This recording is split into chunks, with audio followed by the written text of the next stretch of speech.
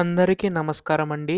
ఆంధ్రప్రదేశ్ రాష్ట్ర వ్యాప్తంగా ఉన్న ప్రజలందరికీ కూడా కూటమి ప్రభుత్వం మనకి భారీ పథకాలు విడుదలపై అయితే సిద్ధమైనట్లుగా తెలుస్తుందండి. సో, మనకి ఈ యొక్క జనవరి నెలలో మనకి నిధులనేవైతే ఖాతాలోకి జమ అవుతాయన్నమాట. సో, బ్యాంక్ అకౌంట్‌లోకైతే జమ అవుతాయండి. అయితే దీనికి సంబంధించి గాను మనకి ఏమేం నిధులు జమ అవుతాయి?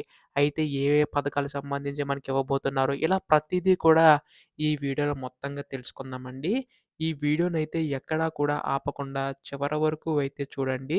అంతకంటే ముందు ఇటువంటి లేటెస్ట్ అప్డేట్స్ అన్నీ కూడా మీరు మిస్ కాకుండా వెంటనే తెలుసుకోవాలనుకుంటే ఛానెల్‌నైతే సబ్స్క్రైబ్ చేసుకోండి.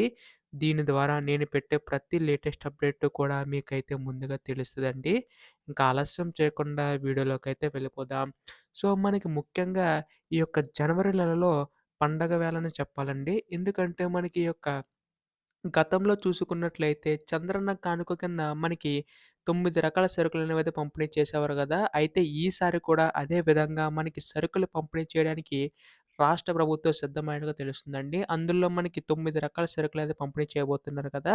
అయితే అందరికుండే సందేశం ఏంటంటే ఏ ఏ సరుకులు పంపిణీ చేస్తారని చెప్పేసి అయితే మనకి కేజీ బెల్లం, అర కేజీ చక్కెర, గోధుమ పిండి, అలాగే అర కేజీ పచ్చి శనగపప్పు, బియ్యం ఎక్స్‌ట్రాగా అయితే ఇస్తారండి. అలాగే అలాగే నూనె ప్యాకెట్, కందిపప్పు ఇలా మొత్తంగా మనకి ఈ సరుకులనేవైతే అందించబోతుందండి రాష్ట్ర ప్రభుత్వం అయితే. దీనివల్ల సంక్రాంతి కానుక కింద ప్రతి ఒక్కరికి పండగ పూట సాయం చెందుతుందని చెప్పి రాష్ట్ర ప్రభుత్వం భావించి ఈ నిర్ణయం అయితే తీసుకుందనమాట. సో, దీనికి సంబంధించి గాను మనకి చంద్రన్న కానుక కింద ఈ యొక్క సంక్రాంతి కానుక కింద సరుకులనేవైతే పంపిణీ చేయబోతున్నారు. అలాగే మహిళలకు ముఖ్యంగా చూసుకున్నట్లయితే ఈ యొక్క 2 చీరలనేవైతే పంపిణీ చేయబోతున్నారండి. అయితే మీకు గతంలో చెప్పినట్లుగానే ఆడబిడ్డ నిధి పథకం సంబంధించి గాను నిధులు విడుదల చేయడానికి రాష్ట్ర ప్రభుత్వం సిద్ధమైనట్టుగా తెలుస్తుందండి. అయితే మనకిక్కడ హామీ అయితే ఇచ్చింది కదా! రాష్ట్ర ప్రభుత్వం అయితే ప్రతి నెల కూడా రూ. 1,500 అందిస్తామని చెప్పి హామీ అయితే ఇవ్వడం అయితే జరిగింది గదండీ! అందులో మనకి ముఖ్యంగా చూసుకున్నట్లయితే మనకి ఒకేసారి కాకుండా అంటే విడతల వారీగా కాకుండా ఒకేసారి విడుదల చేయడానికి సిద్ధమైనట్టుగా తెలుస్తుందండి. ఇలాగ మనకు 1,500 12 నెలల పాటు చూసుకుంటే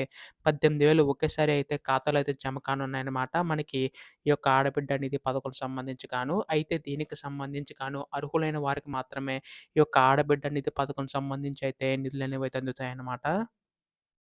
సో, మహిళలందరికి ఉపయోగపడేలాగా ఈ యొక్క పథకమనేది తీసుకొచ్చింది కదండీ! రాష్ట్ర ప్రభుత్వం అయితే.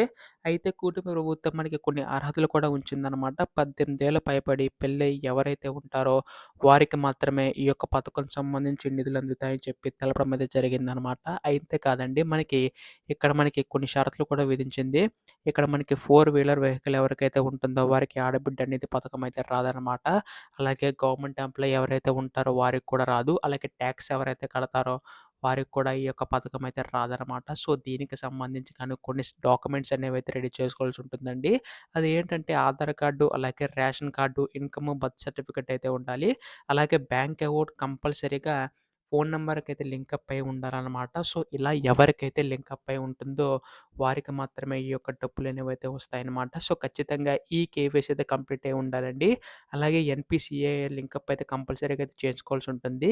ఈ ఎంపీసీఐ లింకప్ చేయించుకోవడం వల్ల ఏంటంటే, మనకి గవర్నమెంట్ దగ్గర నుంచి ఏ పథకం అప్డేట్ వచ్చినా కానీ, ఈ యొక్క అర్హులైన ప్రతి ఒక్కరికి కూడా వెంటనే ఏ అడ్డంకి లేకుండా అది జమ అవుతాయన్నమాట. అయితే నెక్స్ట్ పథకం చూసుకున్నట్లయితే మనకి తల్లికి వందనం పథకం సంబంధించి గాను నిధులు విడుదల చేయడానికి సిద్ధమైనట్టుగా తెలుస్తుందండి. సో, మనకి తల్లికి వందనం సంబంధించి కూడా మనకి ఈ నెలలో జియో జారీ చేసే అవకాశం ఉందన్నమాట. అంతే కాదండి మనకి ఎన్నికల టైంలో హామీ అయితే ఇచ్చారు కదా! మనకి ఎవరైతే అర్హులు ఉంటారో, సో, ఇంటిలో ఎంతమంది పిల్లలున్నా కానీ, ఈ యొక్క తల్లికి వందనం సంబంధించి గాను నిధులనేవైతే విడుదల చేయబోతున్నారనమాట. సో, ప్రతి సంవత్సరం కూడా ప్రతి పిల్లవాడికి అంటే పిల్లలు ఎవరైతే ఉంటారో అర్హులుగా ప్రతి ఒక్కరికి నెల నెల 15,000 అందించడం అయితే జరుగుతుంది. ఇదొక గొప్ప శుభవార్తనే చెప్పాలి రాష్ట్ర ప్రభుత్వం తరపున చూసుకున్నట్లయితే. అలాగే మరో పథకం చూసుకున్నట్లయితే అన్నదాత సుఖీభవ పథకం అండి. అయితే మనకి అన్నదాత సుఖీభవ పథకంలో భాగంగానే మనకి పీఎం కిసాన్ పథకం సంబంధించి నిధులు కూడా విడుదల చేయడానికి సిద్ధమైనట్టుగా తెలుస్తుందండి. ఈ యొక్క జనవరి నెలలో మనకి అన్నదాత సుఖీభవ అలాగే పీఎం కిసాన్ మొత్తంగా 6,000 అలాగే మనకి రాష్ట్ర ప్రభుత్వం తరపున 14,000 మొత్తంగా మనకి ఈ యొక్క 14,000 కలుపుకుంటే మనకి రూ. 20,000 అనేవైతే ఈ యొక్క జనవరిలో విడుదల చేసే అవకాశం ఉందండి. సో, దీనికి సంబంధించి గాను రాష్ట్ర ప్రభుత్వం అయితే దాదాపుగా ఈ యొక్క నిధుల విడుదలపై అన్నదాత సుఖీభవ పథకం సంబంధించి 4,500,00,00,000 నిధులు కేటాయించిందనమాట. సో, అంచనా అయితే వేసింది ఈ యొక్క నిధులు విడుదల చేయడానికైతే. అయితే దీనికి సంబంధించి గాను రాష్ట్ర ప్రభుత్వం ఈసారి అర్హతలు కలిగిన వారికి మాత్రమే ఈ యొక్క డబ్బులు అందుతాయని చెప్పి చెప్పడం అయితే జరిగిందనమాట. సో, దీనికి సంబంధించి గాను కొన్ని షరతులు విధించిందనమాట. ఎవరైతే ఎన్‌పీసీఐ లింకప్ అయితే చేయించుకుంటారో వారికి మాత్రమే వస్తుందండి. అలాగే మనకి ఇన్‌కమ్ టాక్స్ అది పే చేశారా లేదా చూస్తారనమాట. అలాగే సొంత ఇల్లు కలిగి ఉంటే మాత్రం 1000 చదరపు అడుగుల లోపు మాత్రం ఇంటి స్థలం అయితే ఉండాలి. అలాగే కరెంట్ బిల్లు కూడా ఏంటంటే 300 యూనిట్ల లోపే ఉండాలండి. 4 వీలర్ వెహికల్ అయితే ఉండకూడదనమాట. Government person ఉండకూడదనమాట. అలాగే ఇన్‌కమ్ టాక్స్ అయితే కంపల్సరీగా పే చేయకుండా ఉండాల్సిన ఎవరైతే ఉంటారో వారికి మాత్రమే ఈ యొక్క డబ్బులనేవి అందుతాయండి. సో, ఇలా మనకి అనేక పథకాలకు సంబంధించి నిధులు విడుదల చేయడానికి రాష్ట్ర ప్రభుత్వం అయితే జీవో అయితే త్వరలో విడుదల చేయనుందనమాట. సో, ఇదొక విడుదల చేసిన తర్వాత ప్రజలందరికీ కూడా మేలు చేకూరుతుందనమాట. సో, దీనికి సంబంధించి గాను రాష్ట్ర ప్రభుత్వం కూడా బడ్జెట్ కేటాయించి నిధులు విడుదల చేయడానికి సిద్ధమైనట్టుగా తెలుస్తుందండి. అలాగే మరో పథకం చూసుకున్నట్లయితే తల్లికి వందనం సంబంధించనమాట. సో, తల్లికి వందనం సంబంధించి కూడా కొన్ని రూల్స్ అనేవైతే వర్తించబోతున్నాయండి. అలాగే విద్యార్థులు కొన్ని పత్రాలనేవైతే రెడీ చేసుకోవాల్సి ఉంటుందనమాట. ఖచ్చితంగా ఈ 75% అటెండెన్స్ ఎవరికైతే ఉంటుందో వారికి మాత్రమే వస్తుందండి. అందులో మొదట చూసుకున్నట్లయితే ఆధార్ కార్డ్ అయితే కంపల్సరీగా అయితే ఉండాలి. అలాగే క్యాష్ ఇన్‌కమ్ సర్టిఫికేట్ అయితే ఉండాలనమాట. అలాగే డేట్ ఆఫ్ బర్త్ సర్టిఫికేట్స్ కూడా ఉండాలండి. అలాగే పాస్‌పోర్ట్ సైజ్ ఫోటోస్ ఏవైతే ఉంటాయో అవి కూడా ఉండాలనమాట. రేషన్ కార్డ్ కలిగి ఉండాలి.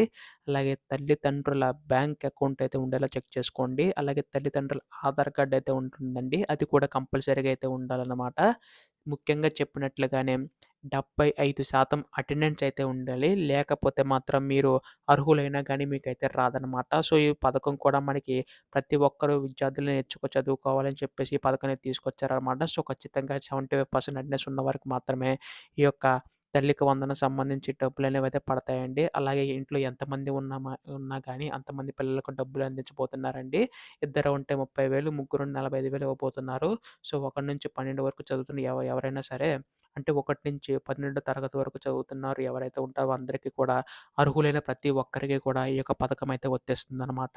అయితే దీనికి సంబంధించి గాను రాష్ట్ర ప్రభుత్వం అయితే గైడ్‌లైన్స్ అయితే విడుదల చేయబోతుందండి. అయితే దీనికి సంబంధించి మనకి ఈ యొక్క గైడ్‌లైన్స్ అనేవైతే మనకి ఈ యొక్క జనవరిలో విడుదల చేసే అవకాశం ఉన్నట్లుగా తెలుస్తుంది. అయితే ఎప్పుడు దీనిపై ఈ యొక్క విడుదలపై ఏ అధికార ప్రకటన వచ్చినా గానీ మీరు ముందుగా ఇటువంటి లేటెస్ట్ అప్డేట్స్ అన్ని తెలుసుకోవాలనుకుంటే ఛానెల్‌ని అయితే సబ్స్క్రైబ్ చేసుకోండి. మీ యొక్క సపోర్ట్ ఉంటేనే ఇలాంటి వీడియోస్ నేను ఇంకా చేయగలుగుతాను. ధన్యవాదములు. జై హింద్.